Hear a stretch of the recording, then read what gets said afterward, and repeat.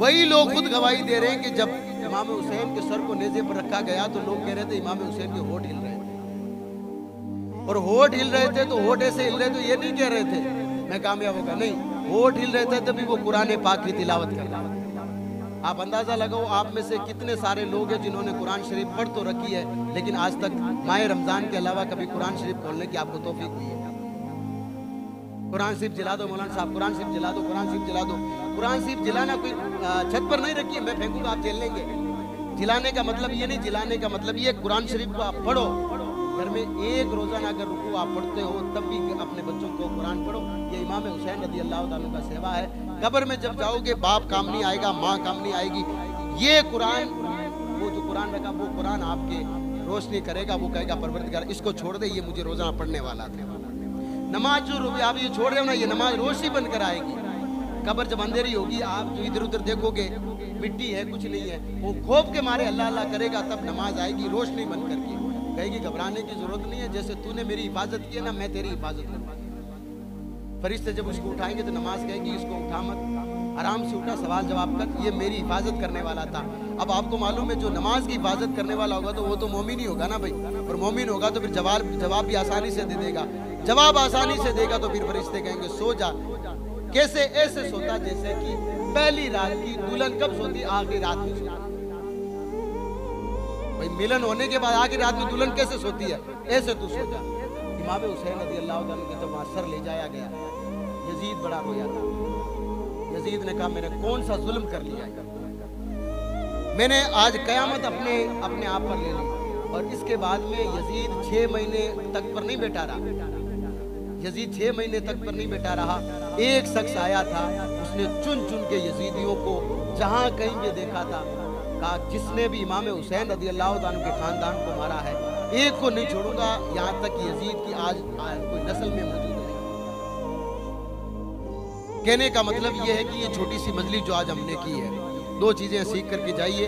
एक नमाज किसी भी हालत में, इमाम हुसैन ने हमें ये बता दिया कि अगर मैदान जंग में हो तो नमाज माफ नहीं। नंबर 2 पे इमाम हुसैन रज़ी अल्लाह ताला ने बता दिया हमें अल्लाह तबारक व तआला ने इंसान बनाकर भेजा है, तो इंसान की फितरत ये होती है कि एक दूसरे की मदद करें। अपने अहलो अयाल के साथ अगर कोई एक का दुका इधर से उधर हो भी जाए उसके साथ जो है मतलब मेल मिलाप करने की कोशिश करें। फिर भी अगर वो जाना चाहें उनको कहें भी आपकी मर्जी है। लेकिन इमाम हुसैन रज़ी अल्लाह ताला की तारीख हमें बताती है कि कल जब यौम आशुरा का दिन आए तो आप में से जो रोज़ा रखना चाहे, रोज़ा रखने में आज मुझे बड़ी ताज्जुब की बात है, मैंने जुम्मे में बयान किया था, मैंने आपके सामने बयान ये किया था कि अगर आप यौम आशुरा का रोज़ा रख रहे हैं तो इससे अच्छा है कि आपका कोई माह रमज़ान का अगर कोई रोज़ा कज़ा रह गया तो उसकी कज़ा कर। आज मेरे पास फ़ोन आया था कि मौलाना साहब आपने कह दिया है कि जो मुहर्रम के 10 रोज़े रखे, मुहर्रम के रोज़ा रखता वो बहुत बड़ा गुनहगार होगा। मैंने कहा किसने कहा? ये कि जुम्मे में आपने बयान किया था। इसलिए कहता हूँ कान खोल के पूरी बात सुना करो। ये रोज़ा नफली है और हुज़ूर अलैहिस्सलाम ने फरमाया अल्लाह की जात से उम्मीद है जो कोई आशुरा का यौम आशुरा का रोज़ा रखता है अल्लाह उसके पिछले और अगले सारे गुनाहों को माफ़ कर देता है। ये बहुत बड़ी फजीलत है हमारे लिए। तो आप रोज़े भी रखो अगर जिससे हो सके, गर्मी है नफली रोज़ा है, रखोगे तो सवाब है, नहीं रखोगे तो गुनाह नहीं। आपको फिर से बता देता हूँ, रोज़े भी रखो और फिर से वही एक अमल है, बरकत आप रोज़ाना करते रहते हो, घर में बरकत नहीं हो रही। आप एक बार मेरा ये नुस्खा आजमा कर देख लें। आप अपने कल बच्चों के लिए एक बार आप जो है ना अपने घर में जो है मतलब खाना बनाएं, उनको जो है मतलब राज़ी करने की कोशिश करें, अपनी बीवी के लिए, अपनी अहलिया के लिए, अपने माँ बाप को जो चीज़ पसंद हो ना उनके लिए। सबसे बेटर चीज़ क्या आपको मालूम है?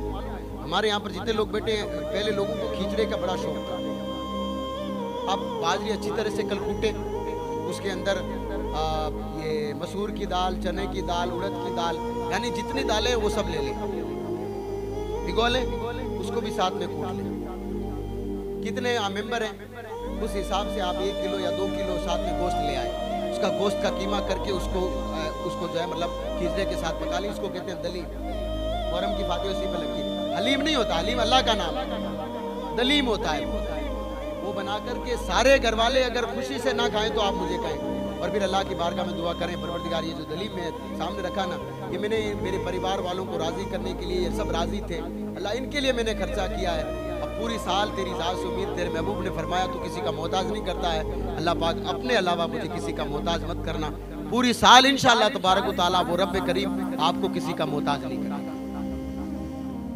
ये मजलिसें बताने का मकसद ये है कि हमारे लिए जिन लोगों ने जाने दी है, दीन हम तक जो आया है, दीन बड़ी मुश्किल से आया है, इस दीन की थोड़ी सी कदर करो। सिर्फ मदरसे में या फिर मदरसे में आकर 5 वक्त नमाज पढ़ने में ये सारी चीज़ें, इन काम से काम नहीं चलेगा। थोड़ा सा दीन को हासिल करो। अपने बच्चों को कहो कि दीन, थोड़ा सा दीन पढ़ो। अल्लाह तबारक व तआला अमल की तौफीक अता फरमाए, मजलिस को अपनी बारगाह में कबूल फरमाए। और कोशिश करें जो बच्चे दोपहर में, इस वक्त कल तो स्कूल की छुट्टी है, सुबह बच्चे आएंगे, आप अपनी तरफ से जो है बच्चों में, मदरसे के बच्चों में शरबत का एहतमाम करते रहें। एक पूरा महीना इमाम हुसैन रज़ी अल्लाह ताला अन्हु के नाम लगा दें इंशाअल्लाह तबारक ताला। इसकी बरकत से आपके घर में जो परेशानी है, है ना, उसको दिल में लेकर बैठे। सुबह फजर की नमाज, ये फजर का वक्त ऐसा होता है जो अल्लाह को राज़ी करने वाला वक्त होता है। फजर की नमाज के बाद 15 मिनट आप इस मुसल्ले पर बैठे, मुसल्ले पर बैठ करके अल्लाह की बारगाह में दुआ करें, ये भी मेरी परेशानी है और तू मेरा मालिक है, मैं तेरे सामने तो रख सकता हूँ और किसी के सामने रखूंगा। और तो अगर किसी को परेशानी सुनाऊंगा, अगर वो मेरी परेशानी दूर करेगा तो चौथे दिन आकर एहसान जताएगा। मैं किसी मौलवी के पास जाऊंगा, मैं तावीज़ उसे करवाऊंगा तो 5वें दिन वो कहेगा कि मैंने आपका तावीज़ किया था, आपकी बच्ची ठीक हो गई ना, हो माशाल्लाह मैंने वो किया था। वो एहसान जताना आप पर एक तरह का। इन चक्करों को छोड़ करके आप अल्लाह की ज़ात पर भरोसा करने की कोशिश करें। और मैं अल्लाह की कसम कह रहा हूँ, आज मुझे 14 साल चल रहा है आपके यहाँ पर, आप सब इस बात के गवाह रहना, कभी भी मैंने आपको अंधविश्वास में कभी धकेला नहीं है और कभी इंशाअल्लाह तबारक अल्लाह इस चीज़ की तौफीक भी ना दे कि कभी आपको अंधविश्वास में धकेलूँ मैं। आप पर अल्लाह ने जो चीज़ें फ़र्ज़ की है, आप उसके एक बार जो कामिल बन जाओ, इंशाअल्लाह तबारक ताला अल्लाह आपकी सारी परेशानी दूर करेगा। खड़े हो जाएं, सलात व सलाम पढ़ करके सिन्नी तकसीम करेंगे।